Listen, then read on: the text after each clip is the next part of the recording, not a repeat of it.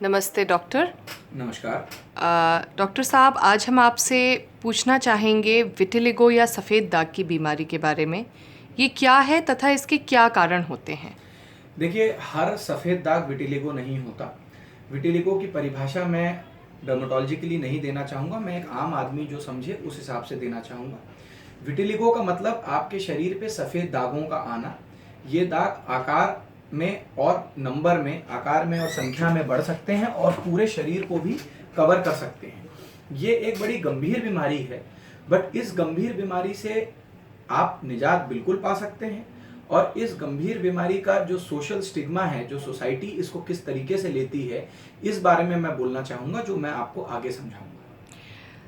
Doctor साहब, vitiligo से पीड़ित पेशेंट्स को किस तरह की सामाजिक धारणाओं से जूझना पड़ता है?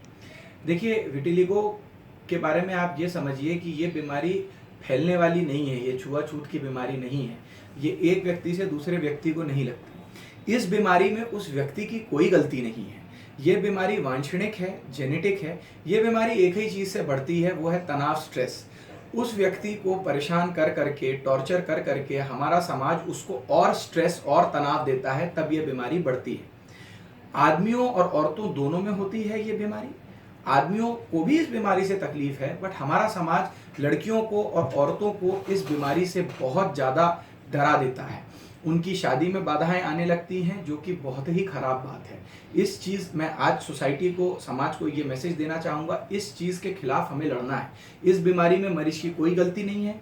इस बीमारी से मरीज की किसी भी प्रकार की शारीरिक क्षमता में कोई कमजोरी नहीं आती। तो इस बीमारी को कृपा कर इस खराब तरीके से ना लें। विटिलिगो से रिलेटेड किस तरह के, किस प्रकार के सामाजिक या सोशल स्टिग्मा जुड़े रहते हैं जो हमारे पीड़ितों को सहने पड़ते हैं? देखिए, जैसा मैंने पहले भी बताया कि शादी में बहुत तकलीफ़ें आती हैं। मैं एक ये मैसेज देना चाहूँगा कि हमारे इंडिया का सेक्स रेशियो 930 है, मतलब 930 लड़कियों पे 1000 लड़के हैं। तो किससे शादी करना है, इसका डिसीजन लड़कियों का रहना चाहिए। मैं सब लड़कियों को एक मैसेज देना चाहूँगा जो इस बीमारी से पीड़ित हैं, कि 2 मिनट आप कंप्यूटर की तरफ स्क्रीन करिएगा मैडम। ये देखिए, ये एक मॉडल है जिसको विटिलिगो है। ये मॉडल करोड़ों रुपए सिर्फ मॉडलिंग करके कमाती है। ये अपने विटिलिगो पैचेस, अपने सफ़ेद दाग प्राउडली, बड़े गर्व के साथ पहनती है। ये उससे बचने की कोशिश नहीं करती।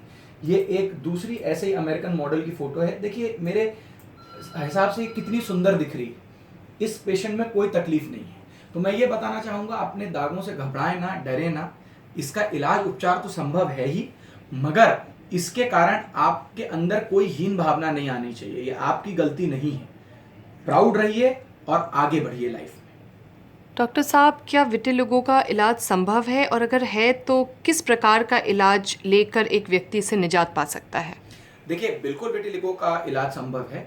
चालू विटिलिगो का इलाज दवाइयों से होता है। दवाइयों के, आपको जैसे ही सफ़ेद दाग दिखे तुरंत अपने चर्म रोग विशेषज्ञ डर्मेटोलॉजिस्ट को दिखाना चाहिए।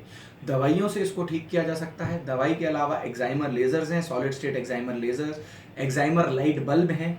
उसके बाद इसको लेके अभी हम बायोलॉजिक्स का भी यूज़ कर रहे हैं।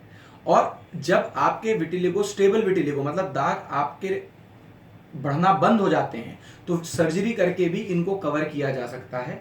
तो आपके चर्म रोग विशेषज्ञ और प्लास्टिक सर्जन मिलकर बिल्कुल इस बीमारी को बहुत अच्छी तरीके से ट्रीट कर सकते हैं। एक चर्म रोग विशेषज्ञ होने के नाते आप इस बीमारी से पीड़ित मरीजों को क्या सलाह देना चाहेंगे? मैं ये सलाह देना चाहूँगा कि मैं बहुत सारे ऐसे लोगों को जानता हूँ जिनको विटिलिगो है, और कोई ब्यूटी कॉन्टेस्ट जीता है, कोई बहुत अच्छा डॉक्टर है, किसी ने ज़िंदगी में बहुत बड़े बड़े मुकाम हासिल किए हैं। तो ये बीमारी किसी भी तरीके से आपको आपके लक्ष्य से भटका नहीं सकती, आपको नीचे नहीं ढकेल सकती। ये बीमारी में आपकी कोई गलती नहीं है। इस बीमारी का इलाज, उपचार संभव है, वो लें, डरे ना। कोई अगर आपको इस बीमारी से लेके कोई सवाल पूछे तो बिल्कुल उसको जवाब प्रॉपर दें कि ये बीमारी फैलने वाली नहीं है। इससे किसी भी प्रकार से आपकी कोई भी क्षमता कम नहीं होती। कॉन्फिडेंट रहें, खुश रहें, इलाज करना, यही मेरी सलाह। आपका बहुत बहुत धन्यवाद कि आपने हमारे व्यूअर्स को अपना सलाह दी और अपना समय दिया। नमस्कार, धन्यवाद।